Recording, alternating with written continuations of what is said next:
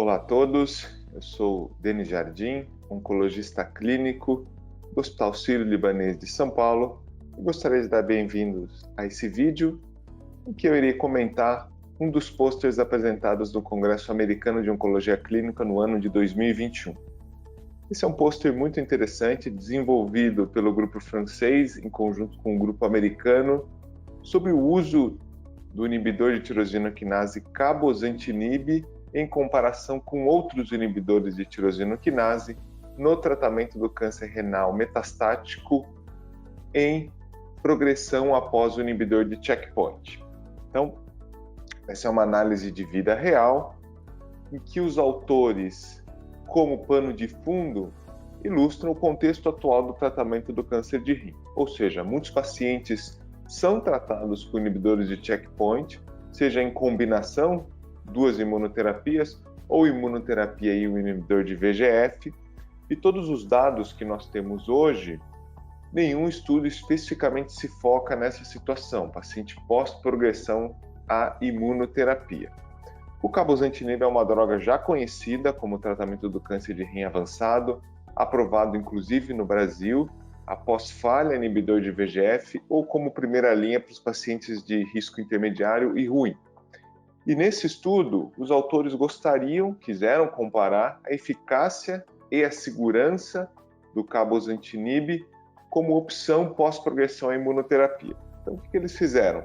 É uma corte retrospectiva de bancos de dados de vários grandes grupos americanos, como o US Oncology, o IWR, em que eles selecionaram os pacientes que tinham câncer de rim metastático, que tinham recebido como última linha de tratamento o inibidor de checkpoint e que foram tratados na sequência com o cabozantinib ou um outro inibidor de tirosina quinase, entre eles sunitinib, pazopanib, lenvatinib e sorafenib. E o desfecho principal era analisar a taxa de resposta em 6 meses. Então, esse é um estudo de vida real retrospectivo, tem as limitações por conta desse desenho do estudo, principalmente na avaliação de resposta objetiva, que a gente sabe que varia dependendo de quem acompanha o paciente. Por outro lado, é um estudo que traz informações importantes, num dado que até então não é muito bem estabelecido na literatura, em pacientes chamados de vida real, aqueles que se aproximam mais do nosso consultório, diferentes daqueles critérios muito restritos da população incluídas em estudos clínicos. Então, esse estudo, no final, incluiu quase 250 pacientes que haviam progredido ao inibidor de tirosina quinase. Os grupos eram bem comparáveis. Tinha uma tendência ao grupo cabozantinib ter pacientes com mais linhas de tratamento prévia e com maior número de fatores de risco ruim, ou seja, aparentemente uma população, inclusive, de prognóstico um pouco pior no grupo que recebeu o cabozantinib. Então, no final, o que os autores mostram? 187 doentes utilizaram o cabozantinib e 60 outros TKIs.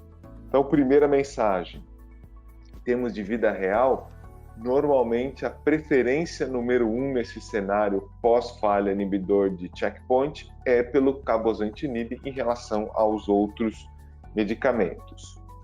Em relação à eficácia, a taxa de resposta em 6 meses foi superior ao cabozantinib, 50% versus 33%. Mesmo foi visto com a taxa de resposta global. Claro que esses números são um pouco inchados, inflados em termos de taxa de resposta, mas lembrando que era uma análise que não utilizava o critério RECIST. Em termos de sobrevida global, as duas opções foram comparáveis, com cerca ali de 60% dos pacientes vivos em 1 ano pós-tratamento. E o que é interessante para se ver em análises retrospectivas também é um desfecho chamado tempo até descontinuação de tratamento, porque ele envolve progressão, envolve tolerância, envolve efeitos colaterais que tem muito a ver com o dia a dia da clínica. E nesse desfecho, o cabozantinib também foi bem superior, aumentou o tempo até mediano de descontinuação de tratamento de 3,1 meses, que é o visto com os outros TKIs, para 6,2 meses vistos com os cabozantinib.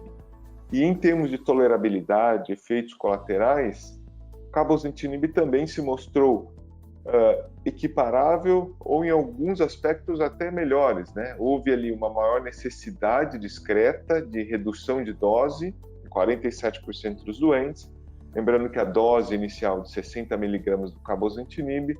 No entanto, um número menor de pacientes precisou descontinuar o tratamento, 31% dos que usaram cabozantinib versus 40% dos que usaram outros inibidores de TKI. Então, concluindo, esse é um pôster bastante interessante, traz informações relevantes para a nossa prática clínica e contextualiza o cabozantinib como uma opção predominante nesse cenário pós-falha inibidor de checkpoint, com uma eficácia bastante razoável, principalmente se comparada com os outros inibidores de tirosina quinase, e também proporcionando ali uma tolerabilidade extremamente aceitável, sem grandes índices de descontinuação do tratamento, o que acaba se refletindo numa boa qualidade de vida dos doentes. Então era isso, agradeço a atenção de todos.